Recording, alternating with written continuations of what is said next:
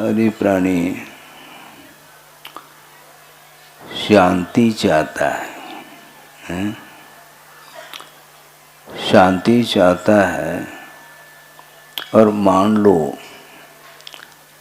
समय ग्रीष्मकालीन चल रहा है, उस समय वह शांति प्राप्त करने के लिए अनेक प्रकार के वस्तुओं का इस्तेमाल करता है। उसको प्रसंग बनाते हुए आचार्य समंतभद्र स्वामी ने शीतलनाथ भगवान की स्तुति करते हुए विषय रखा है। बहुत अच्छा प्रसंग है वो। उनका ये कहना है,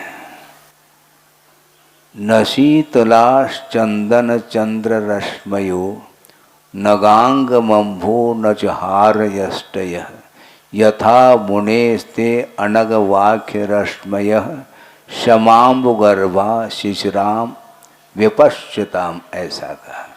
विद्वानों के लिए शीतलता प्रदान करने वाले कौन सी वस्तु हैं?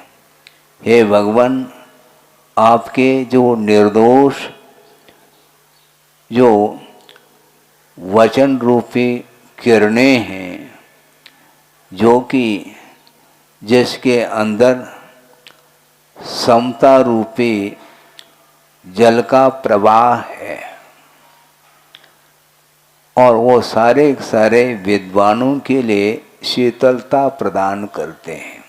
इसलिए न शीतला चंदन चंद्र रश्मय, चंदन का प्रयोग करता है संसारी प्राणी शीतलता प्राप्त करने के लिए, और चंद्रमा की चांदनी के नीचे बैठता है, उसके माध्यम से भी शीतलता का अनुभव करना चाहता है।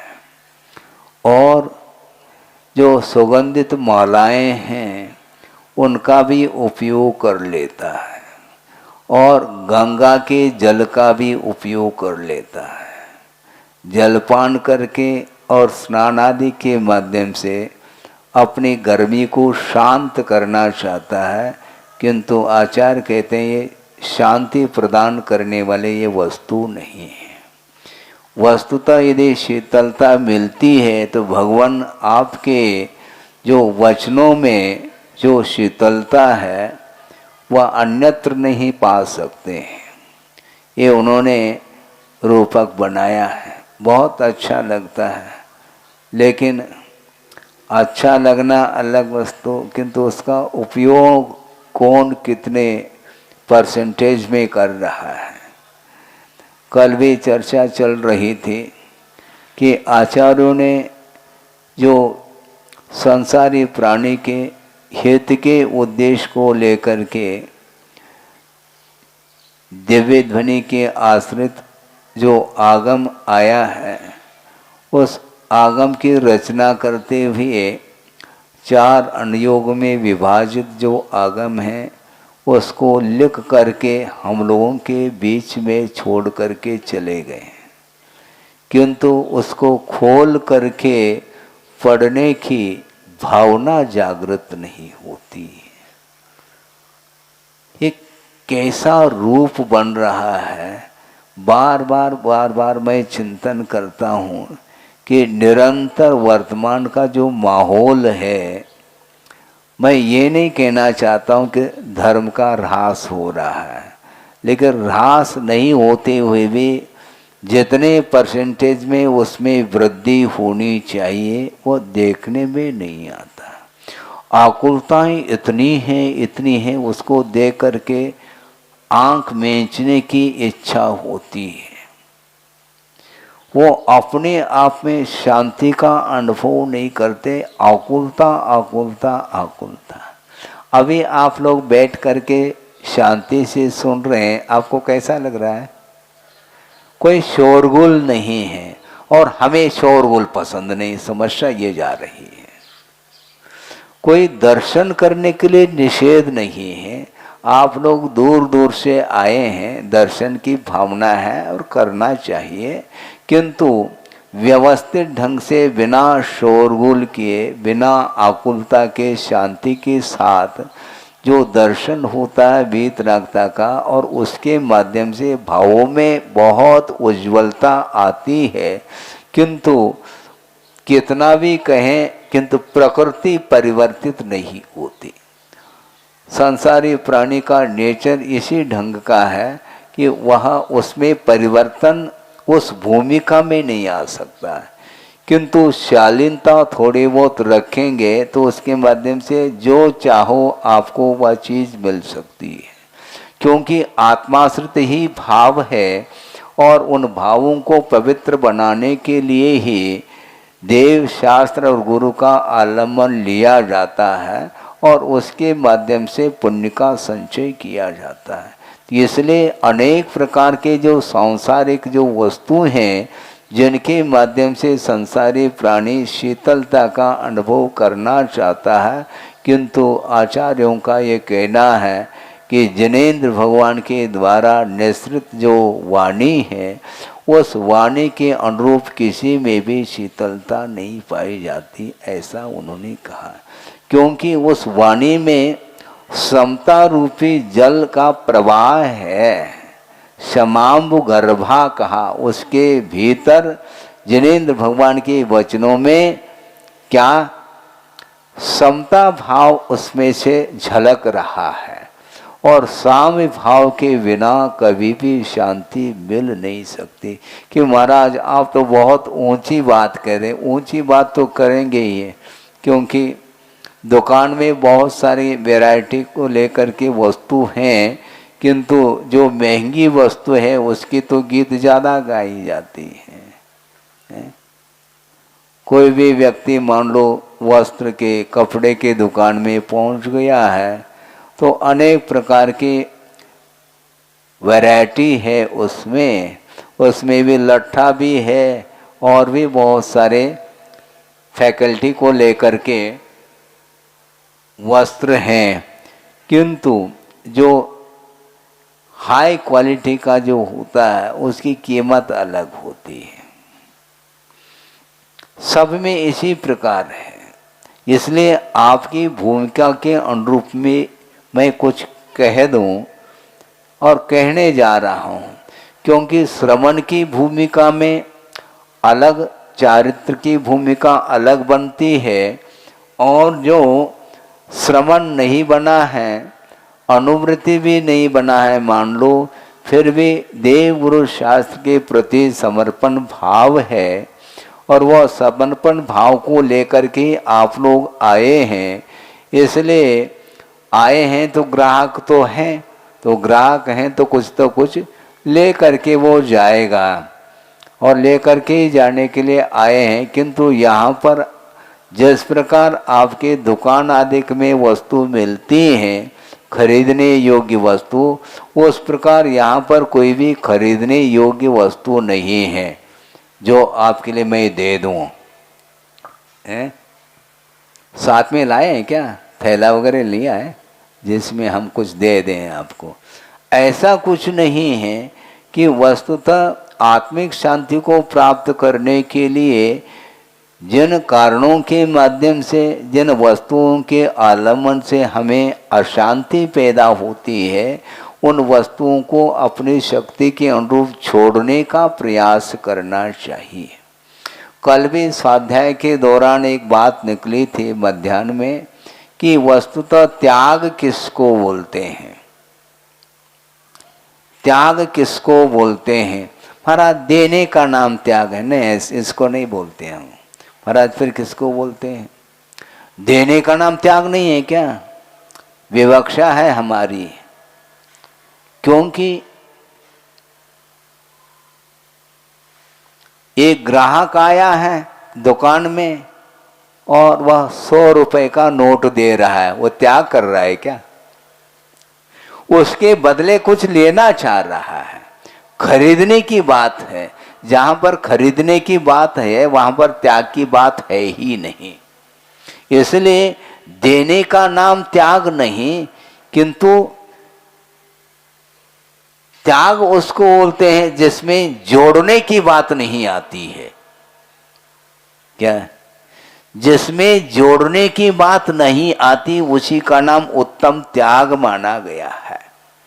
श्रवण ने जो छोड़ा है वह ग्रहण करने के लिए नहीं छोड़ा, जोड़ने का भाव ही नहीं उनका। जो कुछ भी था और अज्ञान दशा के कारण उसके साथ संबंध स्थापित किया था, और ज्ञान होने के कारण, वैराग भाव जागृत होने के कारण उन सारे सारे पदार्थों को, परिग्रहों को छोड़ दिया है। इसको उत्तम त्याग बोलते हैं। इसलिए जोड़ने की बात मत करो, छोड़ने की बात करो। हाँ,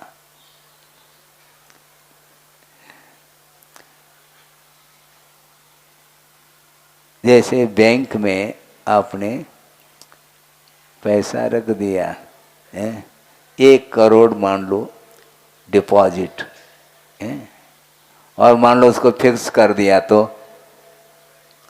फिर ब्याज बहुत ज़्यादा मिलेगा। इसका अर्थ है आपने त्याग नहीं किया, ब्याज सहित लेने का भाव है, जोड़ने का भाव है, वह त्याग नहीं माना जाता।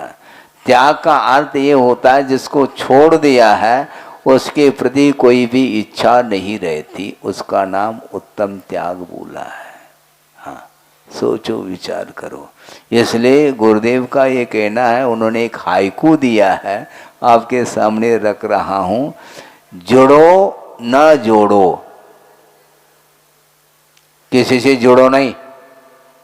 हम जुड़ना नहीं चाहते हैं आपसे, ये ध्यान रखो। आप भले हमारे साथ जोड़ना चाहो हमें, तो ये बात अलग है, आपकी इच्छा है, किंतु मैं आपको नहीं जोड़ूंगा। हाँ, क्योंकि गृहस्थ को गुरु की उपासना करने से उसके लिए पुण्य का संचय होता है, बल्कि उसका संसार का विनाश हो जाता है। इसलिए वह देवगुरु शास्त्र का आलंबन लेता है। किंतु जो श्रवण बना है वह किसका आलंबन लेगा? गृहस्थ का आलंबन नहीं लेता, क्योंकि उसके द्वारा उसे कोई भी किसी वस्तु को प्राप्त नहीं करना है। और प्राप्त करना चाहेंगे, जो हम प्राप्त करना चाहते हैं वह आपके पास है नहीं, तो आप देंगे क्या हमें, ये बता दो। इसलिए जुड़ो न जोड़ो, और जोड़ा छोड़ो। अज्ञान दशा में जोड़ा है तो उसको पहला छोड़ो, फिर जोड़ो तो बेजोड़ जोड़ो। जोड़ना ही है, मान लो जोड़ने की आदत है तो बेजोड़ जोड़ो। बेजोड़ हमारे लिए कौन है? पंच परमेष्टि ही हमारे लिए बेजोड़ है, और उसके साथ श्रमण लोग संबंध स्थापित करते हैं और प्रतिपल पंच परमेष्टि की आराधना में लगे रहते हैं। और आप लोगों के लिए भी प्रेरित करते हैं कि यह मनुष्य जीवन मिला है, इसलिए प्रतिपल आप लोगों को पंच परमेष्टि की आराधना करनी चाहिए। महाराज, ये बात हमें समझ में नहीं आई, आती भी नहीं आपको, क्योंकि महाराज हम प्रतिपल यदि मान लो भगवान की आराधना में लग जाएंगे तो दुकान कौन करेगा? फिर समस्या ये खड़ी हो गई ना। इसीलिए आपको जितना समय है उतना करो, किंतु बहुत अल्प समय निकालते हैं आप भगवान के लिए। बल्कि वस्तुतः देखा जाए, अन्यथा न ले, किंतु ये देखने में आ रहा है, इसलिए मैं कह रहा हूँ कि भगवान से आप लोग बंधते नहीं, भगवान को बांधने का प्रयास करते हैं। क्या मतलब हुआ महाराज? मतलब ये है कि भगवान स्थापित है जिनबिंब, और अभिषेक करना है तो भगवान को बांधते हैं। मतलब आपको समय नहीं, जब हमें समय मिल जाए जा करके हम अभिषेक कर लेंगे। गलत बात, ऐसा नहीं होना चाहिए। उसकी व्यवस्था बना लेनी चाहिए, एक टाइमिंग सेट कर लेना चाहिए कि उसी समय पर सामूहिक रूप से अभिषेक आदि क्रियाएं होनी चाहिए। महाराज, हमें समय नहीं मिलता, हाँ, उस समय हम जा नहीं पाते हैं। अच्छी बात है, कैसे नहीं जा पाते हैं हम अब बताते हैं आपको। आपको प्लेटफॉर्म पर जाना है ना? ट्रेन आने का समय कौन सा है? 9:10 पर, और आप पहुंच जाते हैं 10-15 मिनट बिफोर। वहां पर कैसे पहुंचते हैं आप? हैं? ट्रेन आपसे बंध नहीं सकती, ध्यान रखो। आपको बंधना है उससे, तो पहले जाकर के 15 मिनट उदारता के साथ वह खर्च करता है। वहाँ जा कर के प्लेटफॉर्म पर वह भले ही पेपर आदि पढ़ता रहे, ये बात अलग है। और कोई भी यात्रीगण जाने वाले होते हैं, उनके बीच में बैठ करके 10-15 मिनट वह बड़े मित्रता के साथ वह चर्चा आदि करने के लिए बैठ जाता है।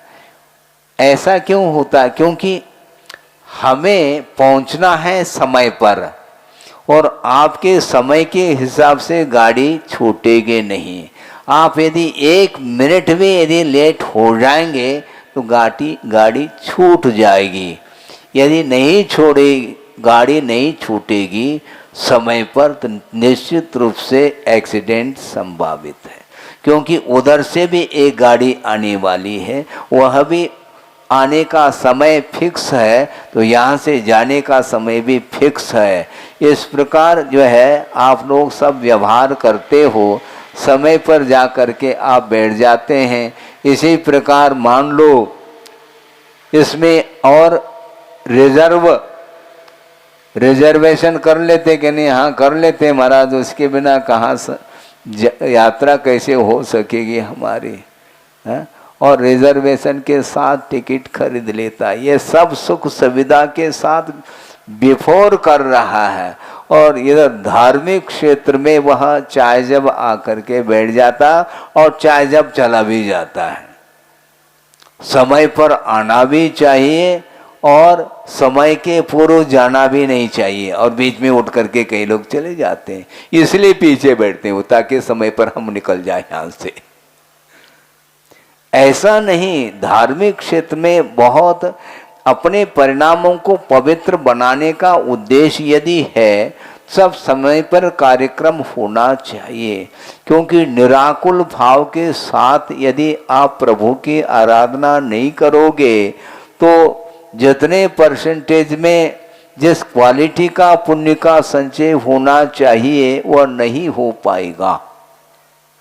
पक्की बात है। क्योंकि आपका उपयोग किधर है? उपयोग किधर है? ऐसा भी हमने देखा कि एक व्यक्ति है, कोई भी हो, उसका नियम है, किसका? तत्वा सूत्र सुनने का, भक्तांबर सुनने का नियम है, और पूजन करने का नियम है। ठीक है, ये तीनों कार्य एक साथ हो रहे हैं। एक साथ कैसे महाराज? एक भक्तांबर पाठ कर रहा है, उसको वो सुन रहा है, और एक तरफ जो है तत्वासूत्र का पाठ करने के लिए बैठा है, उसको भी वह सुन रहा है, और साथ में वह जल चंदन आदि वह चढ़ाता हुआ पूजन भी कर रहा है, और सामने वह अभिषेक भी देख रहा है। ये सारे सारे एक साथ काम कर रहा है और उसके नियम पल रहे हैं। गलत बात है। एक साथ आपका उपयोग 4 जगह जाएगा क्या? भक्तांबर का पाठ और तत्वार सूत्र का पाठ एक साथ कैसे सुनना चाहो आप? संभव नहीं है, ये ध्यान रखो।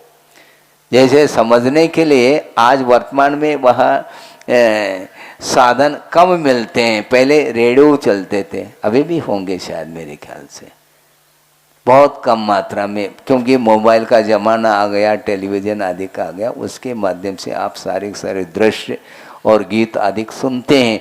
पहले जो रेडियो चलते थे उसमें थोड़ा वो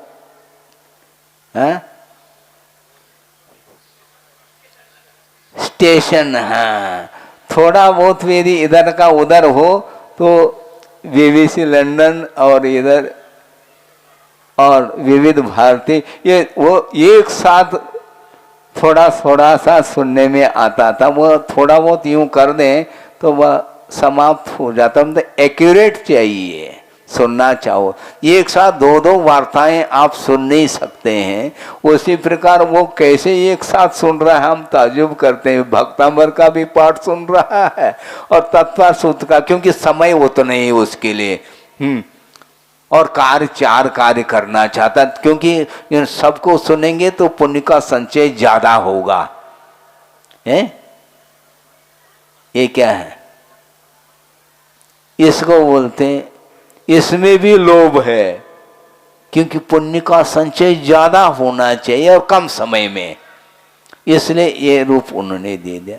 ऐसा नहीं है, एकाग्र चित्त हो करके एक आपको धार्मिक कार्य करना चाहिए। हमने पहले भी, जहाँ तक मुझे स्मरण है, कि प्रवचन आदि के दौरान, स्वाध्याय आदि के प्रसंग में कहा था, पुनः आपके सामने दोहराना चाहता हूँ। वह ये है कि मान लो आप प्रभु के पूजन करने के लिए बैठे हैं, ठीक है, और पूजन संपन्न होने के बाद ही दूसरा कार्य हाथ में लेना चाहिए, उसके बीच में दूसरा कोई भी कार्य नहीं करना।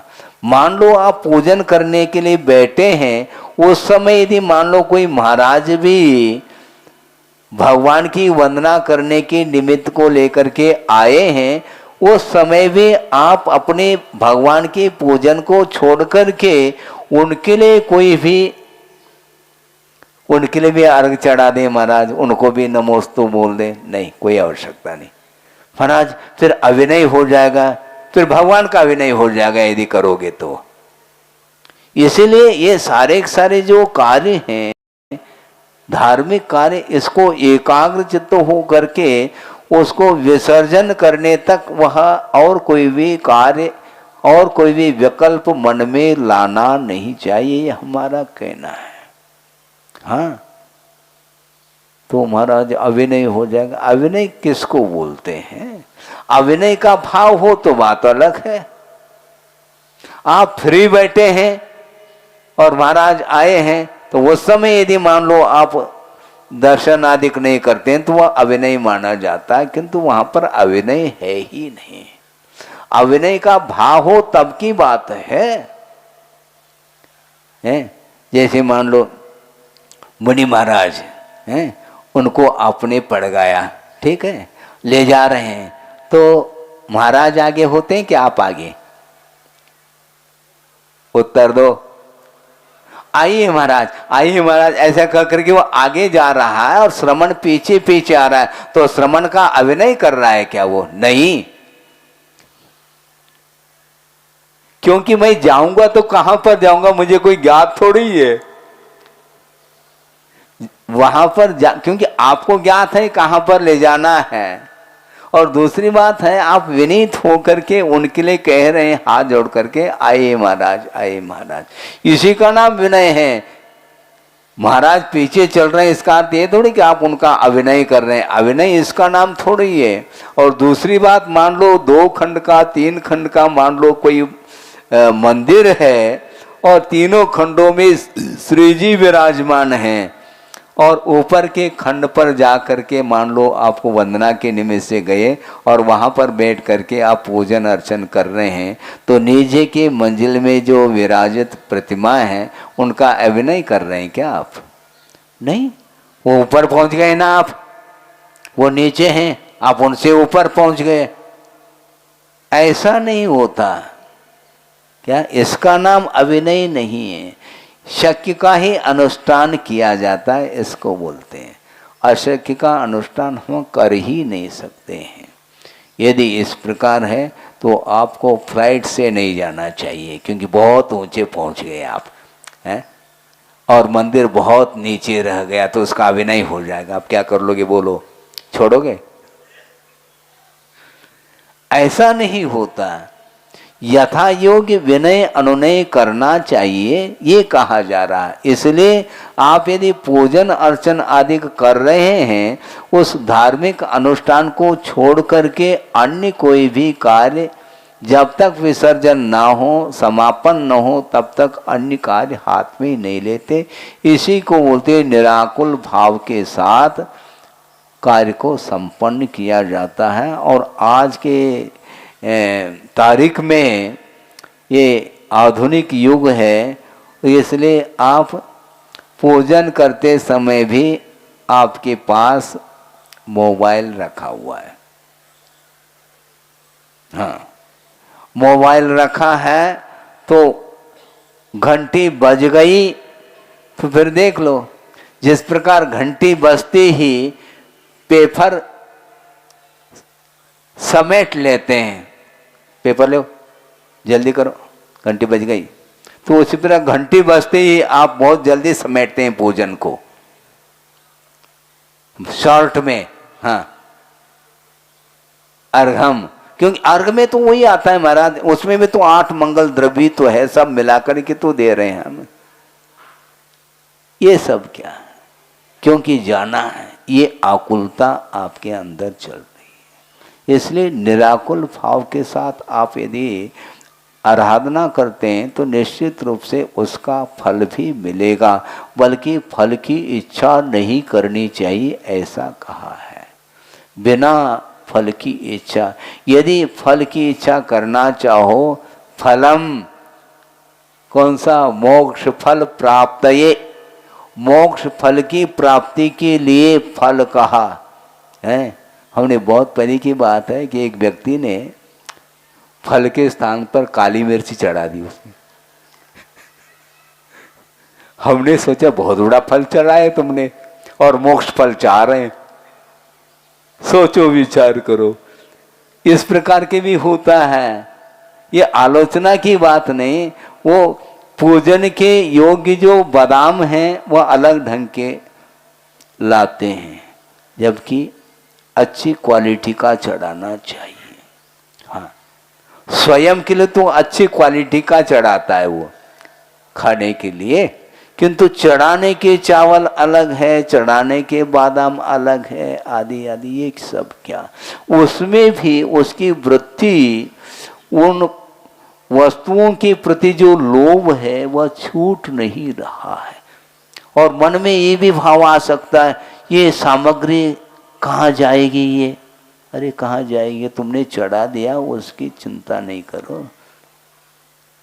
हाँ, उसकी वो क्यों छोड़ दिया उसको आपने, तो उसकी ओर क्यों दृष्टि नहीं।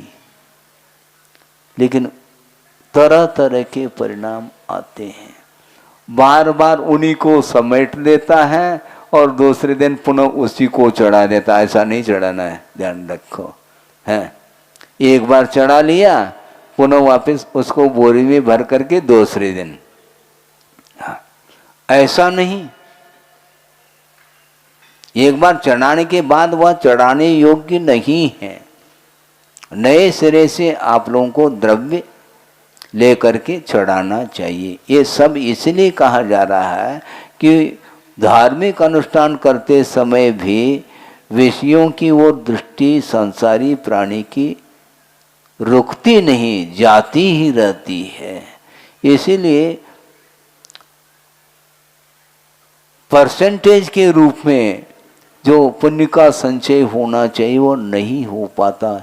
एक क्लास का पुण्य चाहिए, हाँ, तो उसी प्रकार के भाव भी चाहिए। एक क्लास का कोई भी पदार्थ आप खरीदना चाहते हो तो उसी क्वालिटी के अनुरूप आपको दाम देना पड़ेगा। नहीं है तो नहीं।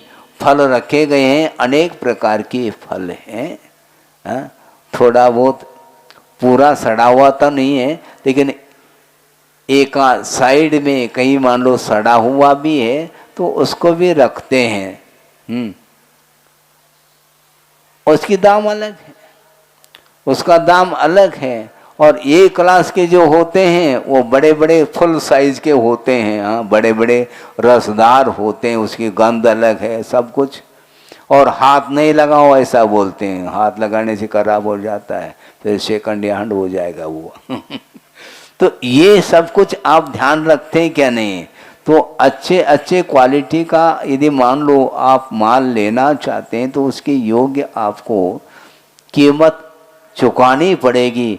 उसी प्रकार अच्छी क्वालिटी का पुण्य संचित करना चाहो तो बिल्कुल कोई भी इच्छा, सांसारिक कोई भी इच्छा रखे बिना निरपेक्ष भाव के साथ यदि करते हैं तो उसका फल आप नहीं भी चाहो तो मिलेगा। बल्कि यहाँ तक आगमकार ये कहना चाह रहे हैं कि जो ही मान लो संयम को अंगीकार कर लेता है कोई व्यक्ति, उस समय उसी समय से नहीं चाहते हुए अच्छी क्वालिटी का पुण्य का संचय निरंतर होता रहेगा। हाँ, किंतु क्यों हो रहा है? संयम के कारण हो रहा है। संयम रखो। जो संयम अंगीकार करता है उसके अंदर कोई भी आकुलता नहीं होती है। हाँ, इसलिए आप लोगों को चाहिए, समय आपका हो गया है और दूर दूर से लोग आए हैं और वो भी धर्म को ग्रहण करने के लिए और समाज में भी योगदान दे करके वो कुछ जो आगे बढ़ना चाहता है ऐसे व्यक्तियों के लिए भी वह सहयोग आदि देते हैं। तो यहाँ पर कमेटी के लोग भी आए हैं, बताते हैं, ललितपुर के भी आए हैं, अन्य जगह के आए हैं और उन्होंने गुरुदेव के आशीर्वाद से ललितपुर में, कहाँ पर, वो गौशाला में प्रतिभा स्थली का निर्माण करने जा रहे हैं।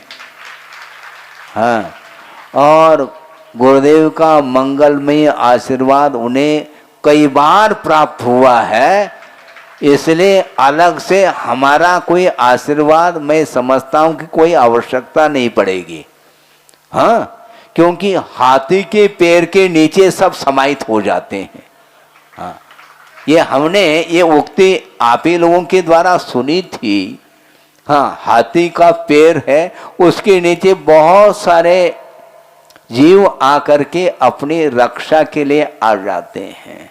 तो जब उनका, गुरुदेव का आशीर्वाद सबके लिए है तो अलग से मैं क्या आशीर्वाद दूं?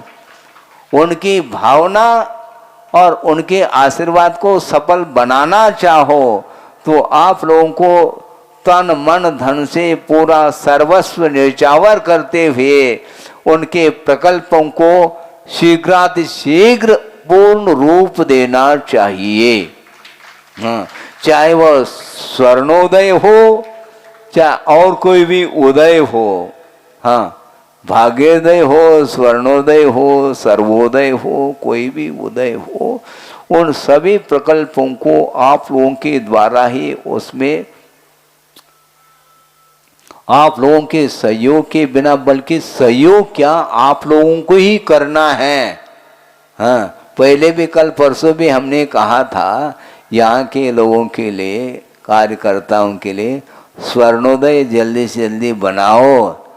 महाराज आप आशीर्वाद दे दो। अपन वापिस आशीर्वाद की बात आती है। गुरुदेव ने आशीर्वाद दिया है, मैं तो केवल दर्शन करने के लिए आऊंगा, दर्शक बन करके आऊंगा, निर्माण आपको करना है।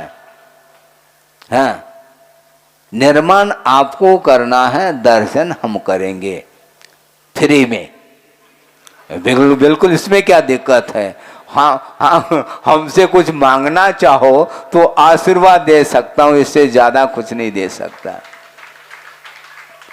हाँ, इसलिए ललितपुर वाले हैं और भी जगह जगह से लोग आए हैं और गुरुदेव के भावना को पूर्ण करने के लिए तत्पर हैं। निरंतर उनकी भावना पूर्ण हो और जल्दी से जल्दी, इसलिए कह रहा हूँ, हजारों की संख्या में छात्राएं जहाँ पर अध्ययनरत रहेगी, उनके लिए पूरा का पूरा योगदान आप ही लोगों के द्वारा होना है। जबलपुर में भी है, मेन जो है जबलपुर है, और अन्यत्र 3-4 जगह जो है, एक चंद्रगिरी डोंगरगढ़ है और रामटेक है, इंदौर रेवती रेंज में है, बहुत बड़ा रेंज है आचार्य महाराज का। हाँ, कम नहीं है। ये ललितपुर है, सब जगह ये 4-5 जो है ये ब्रांच खुले हुए हैं। वहाँ पर विद्या अध्ययन कर रही हैं वो बालिकाएं, और उनके लिए विद्या अध्ययन करा रही हैं बहनें। इसलिए उनके लिए जो भी आवश्यक हो, आवश्यक तो पड़ेगा ही, उसकी पूर्ति आप ही लोगों के द्वारा होगी। इसलिए बिल्कुल निश्चिंत हो करके, जिस प्रकार आप अपने दुकान मकान को संभाले हुए हैं और पूरा का पूरा समय दे करके उसको आप विकास के लिए तत्पर रहते हो, उसी प्रकार धार्मिक क्षेत्र में भी आप लोगों को आगे आना है और उसके माध्यम से प्रभावना करने के लिए ये योगदान मैं मानता हूँ। क्योंकि केवल श्रवण के माध्यम से ही प्रभावना नहीं होती है, श्रावक का भी पूरा का पूरा योगदान रहता है। 50-50 जिसको बोलते हैं, हम भी 50% हम कर रहे हैं, 50% आप करो, क्या दिक्कत है इसमें? बिल्कुल कोई दिक्कत नहीं। इस प्रकार आप लोगों के लिए हमने एक धार्मिक जो विषय जो है वह रखा है कि जिस प्रकार ये चंदन है, चंद्रमा की चांदनी है, और जो गंगा का जल है, भले वह शीतल महसूस करने में वह कारण सिद्ध होता है, किंतु उससे भी यदि कोई शीतल प्रदान करने वाला कोई पदार्थ है तो जिनेंद्र भगवान के द्वारा कहा हुआ जो आगम है, उनकी जो वाणी है, उसको आत्मसात करते हुए हम अपने जीवन को व्यतीत करते हैं तो निश्चित रूप से कर्मों का क्षय होगा और उसके माध्यम से स्वतंत्रता की प्राप्ति होगी। हो इस पवित्र भावना के साथ। अहिंसा परमो धर्म की जय।